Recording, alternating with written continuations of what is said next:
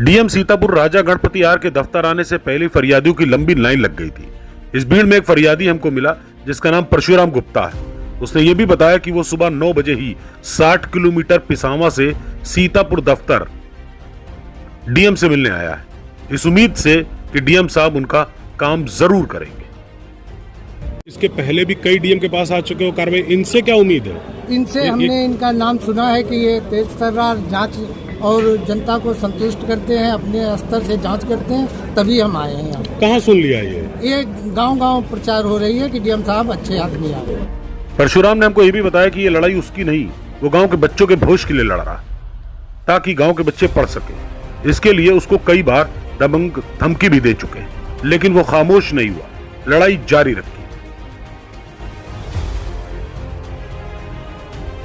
परशुराम गुप्ता ने उत्तर प्रदेश के सीएम को भी इस बात की शिकायत दर्ज कराई, लेकिन यहाँ के अधिकारियों ने गलत रिपोर्ट लगाकर मामले को रफा दफा कर दिया। दबंगों की ऊंची पहुंच के आगे परशुराम की शिकायत को दबा दिया गया। अगर परशुराम सही है तो क्या ये मान लिया जाए कि सिस्टम में हिम्मत नहीं कि वो दबंगों के खिलाफ कोई कार्रवाई कर पाए? मुख्यमंत्री के पास भी गए थे? हाँ, मुख्यमंत्री के पास हमने जीआरएस की थी। जीआरएस की थी? हाँ। क्या मिला उसमें? कुछ नहीं, अभी उसका हमको जवाब नहीं दिया गया। नीचे जो अधिकारी जांच करने जाते हैं, ये बड़े बड़े लोगों से पैसा लेकर के जांच दबा देते हैं। इनकी देखा दुखी में हमारे वर्तमान प्रधान सलमा आगा, इनके व देवर, इन्होंने भी सरकारी जमीन पर कब्जा किया हुआ। दरअसल में परशुराम गुप्ता की शिकायत यह है कि वो उस सरकारी जमीन को छुड़वाना चाहता है जिसकी गाटा संख्या 1918 है। इसी गाटा संख्या पर सरकारी स्कूल की भूमि दर्ज है। इसी जमीन पर पूर्व प्रधान राम रतन गुप्ता अपनी दुकानें बनवा चुका है। ठीक इसी के बगल में गाटा संख्या 755 है, सरकारी जमीन है, उस पर भी मौजूदा प्रधान सलमा ने अपना घर बनवा लिया है। अब परशुराम गुप्ता सीतापुर के डीएम राजा गणपति आर से मिलने इसलिए आए कि उनको उम्मीद है कि इस शिकायत पर सुनवाई जरूर होगी और बच्चों के स्कूल की जगह जो बच्चों का अधिकार है जरूर मिलेगी। अवैध कब्जा छुड़वाने के काम से। कितने सालों से दौड़ रहे हो?